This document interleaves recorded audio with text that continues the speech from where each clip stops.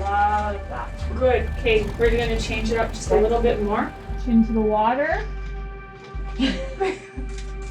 Oh, love it. That's so good.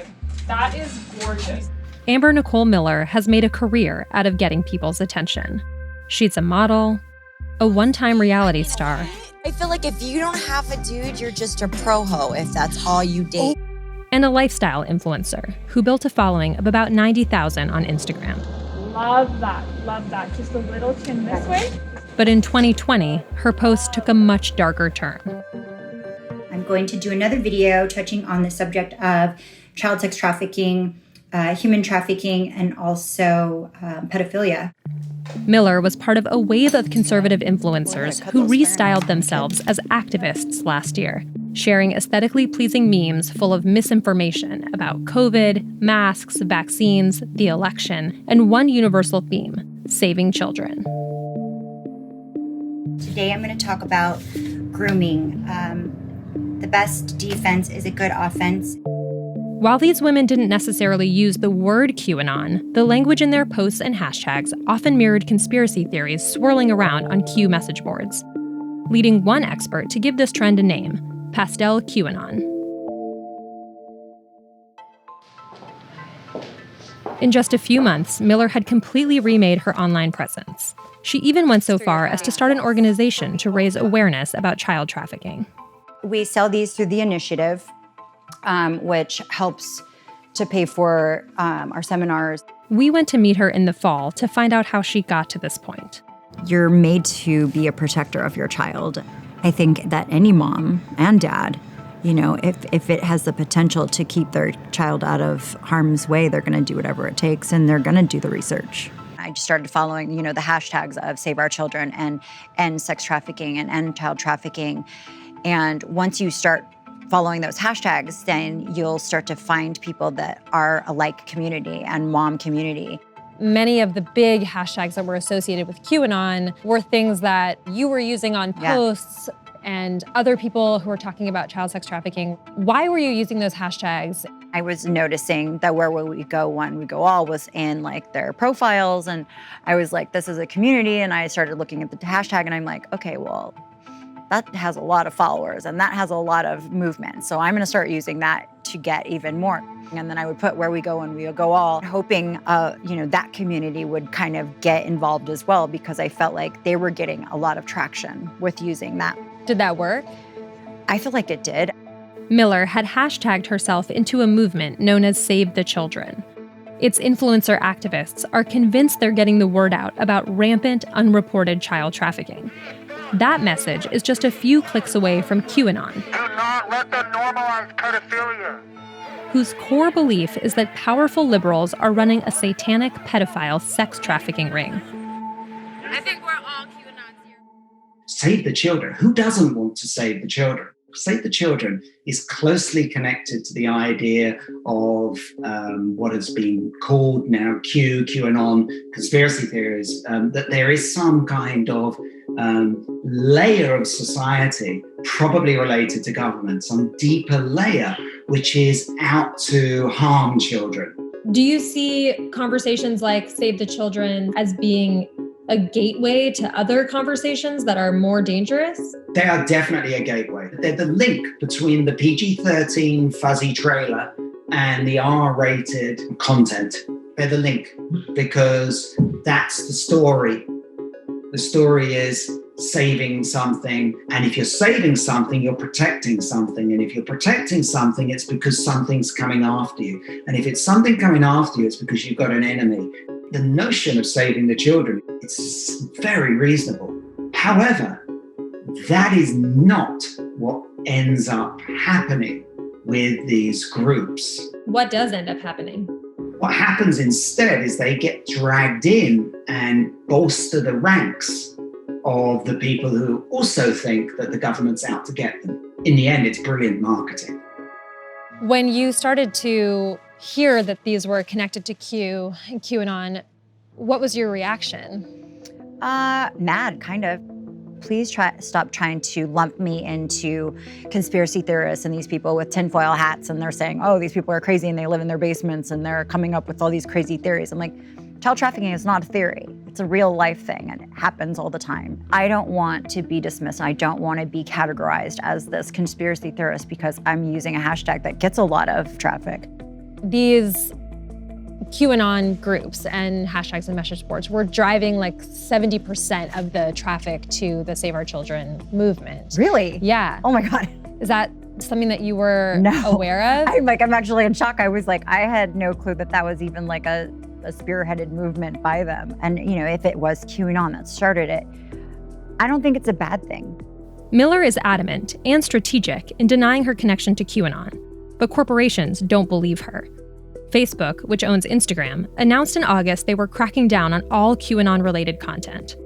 Over the next few months, they purged over 18,000 accounts, including hers. Facebook told Vice News that Miller's accounts were disabled for, quote, violating our policies, specifically for representing QAnon. As I opened my Instagram, it kicked me out and unlogged me, and it says your account's been disabled for 30 days. And I was like, oh my God. Why is it important for these platforms to shut them down? I actually am not sure they should shut them down. Shutting them down pushes them off into other corners of the internet. And it's also giving them fuel to think that there's a reason. Why would they shut me down? I'm just trying to save some children. Why would they shut me down? It's because they're against me. It's because they're involved. Miller and her friends, who bonded over fighting pedophiles, are now bonding over anger against these companies. I'm on my 4th account, so I've been censored and deleted multiple times. They really did play themselves, purging and constantly purging, because if you go to your if you go to your favorite account and then they're gone and you know what they've been posting, you're like, they were onto something. Yeah. So it's just like checkmate. It's if you can get deleted on social media, you hit the jackpot. Yeah. You're creating the jackpot because what do you mean? That you were threatening. Yeah. The only reason they're deleting you is because you were threatening. People now don't trust the media, don't trust the news. And the people that do, they're really asleep. They're really asleep. But they're comfortable being they're asleep. Okay being that way. But, I just think it's to the point where people aren't listening to the news. Like, we are the news now. I think when all these things broke wide open is, I truly believe when Trump got into office and like Hillary and like why they were fighting so hard to like not put him in office and what she's a part of and what they're going to expose. If you look up frazzle drip and all the things. What is that? It's awful. It's awful. That's a really dark place to start, but it's really bad. And satanic ritual and what they do to children, and like nobody wants to say that it's true. That's because it's not true. Frazzle Drip is the name of a bizarre faked video that supposedly shows Hillary Clinton torturing a child and drinking her blood as part of a satanic ritual. The people who really believe that might want to risk everything to stop it. And anyone who's been following these pastel QAnon influencers wasn't surprised by what went down on January 6th. In fact, it had been signposted on Miller's Instagram. We caught up with her again the week after the attempted coup. Let's talk about one of the posts you put up right before January 6th. You posted this picture of you at the Lincoln Memorial, and you captioned it, "The Storm." Well, it looked like a storm, but I felt like it's a storm of like energy. Like everyone keeps saying, the storm is going to come. We're all going to rise up. We're all going to feel like we need to stand up for ourselves. The storm is actually one of the most core QAnon phrases, and it means it's shorthand for a day of reckoning, a violent day of reckoning. Okay. I was like, I've never heard that before. I'm actually in shock. Where do you hear these terms? Like, where does it come to you? Like the storm, January 6th? January 6th, when everybody was like, are you going to go January 6th? Like, it just became a thing. And I hashtag, and I'm like putting January, and I'll put Jan 6, and I'll see which one has the most followers. And I'm like, okay, well, I'll hashtag whatever one has the most followers to get the most views. Miller doesn't see herself as connected to any of the events at the Capitol. But while she wasn't there, the ideas she's been signal boosting for months about sex trafficking rings, corrupt politicians, and the never-ending and thoroughly debunked claim that the election was stolen are exactly the ideas that whipped people into that frenzy. What would you say to someone who just says, I don't believe you, Amber, that you don't know what you're doing? I have to say, the things that I do share, I have looked into. now I'm being seen as, oh, well, I was sharing misinformation. Well, part of it was misinformation, but part of it was true. Are you trying to have it both ways? Yeah, no. I mean, as far as now, no, because the negative connotation to QAnon itself is career ending. It is, job ending. I mean, I see that with friends. I see that with myself. It can end your career. The day after the insurrection, Twitter disabled Miller's account in a massive purge of QAnon-related users. Kicked off of almost every platform, Miller's now charging subscribers for behind-the-scenes content on her new website. She's also promoting a paid membership for exclusive access to her anti-trafficking organization. Because I think that it's imperative that parents and children know the real dangers of human trafficking. Which has so far held one workshop teaching families how to protect against predators. I want you to teach your kids about stranger danger. Right now, I'm making zero money, because of my Instagram being disabled and not being able to be an ambassador for companies right now, I'm not making any money. So this alone is, destroying my, my livelihood. Be sluss again? Only post magazines and only post happy, fluffy photos and have no opinion. That's not the American way. So it's hard for me. It's scary.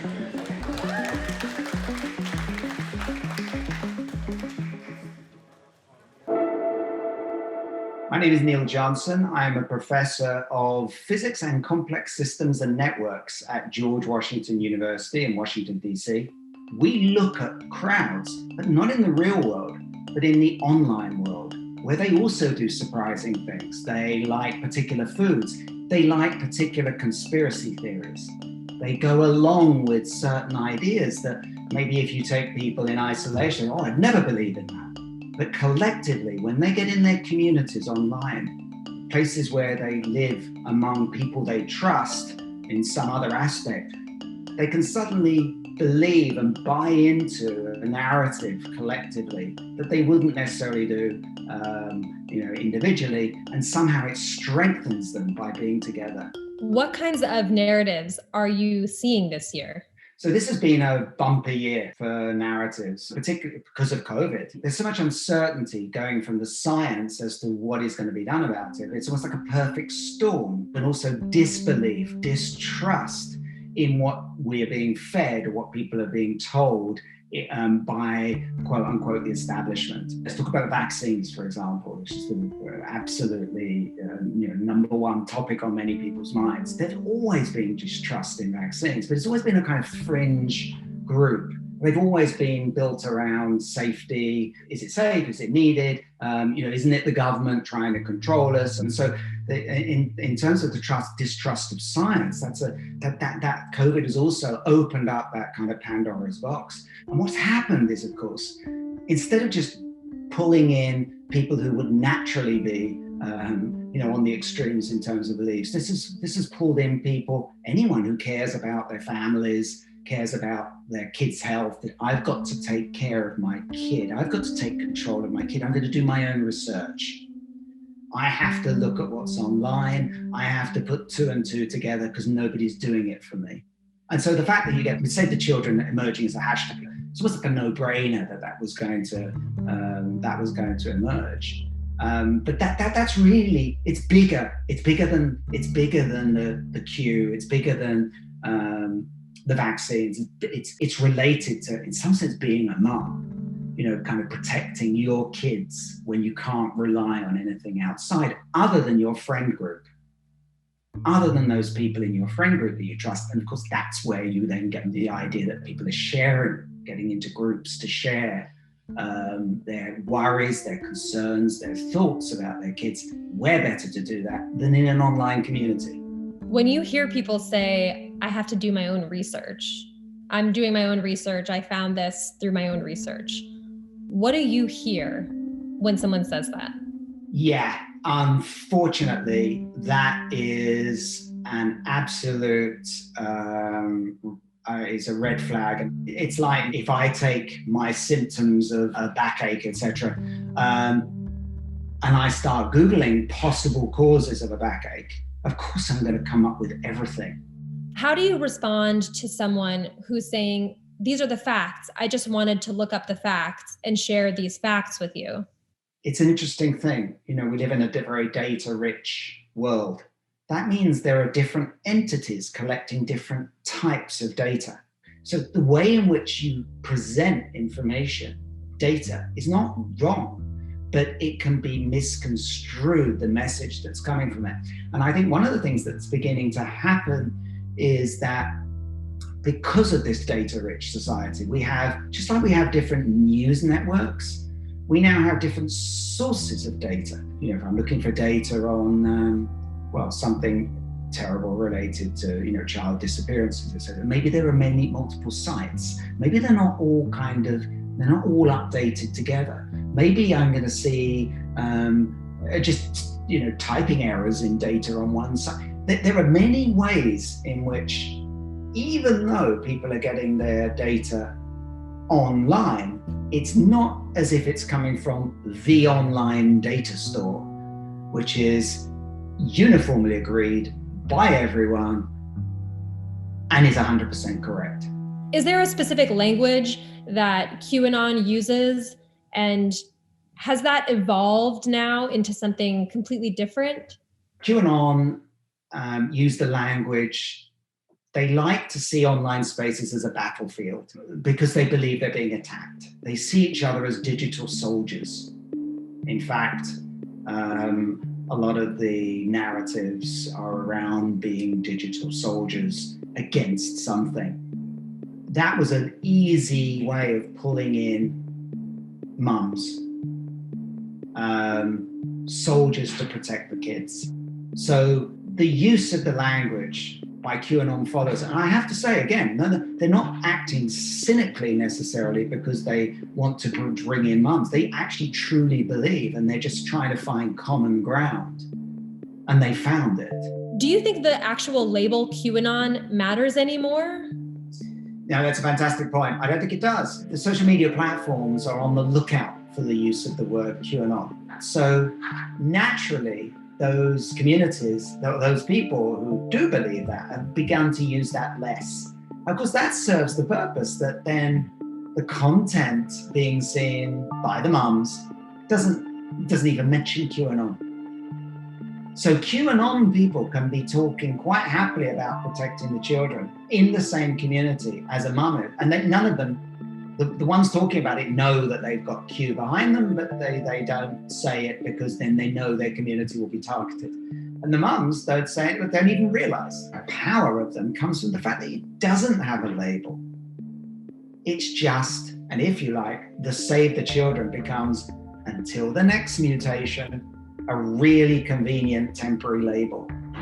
But for those mums that are drawn into the community now, they'll probably stick with it as it mutates into something else. So to you, it's spilled beyond the borders of what we knew as QAnon. Absolutely. They have adapted to use deeply coded, highly coded language that will evade moderators. Yeah, what concerns me most is that there's such a low willingness to make social media good for society, for mums, for kids. But you can't do that unless you know what it looks like. And there seems to be a lack of understanding of what it actually looks like out there.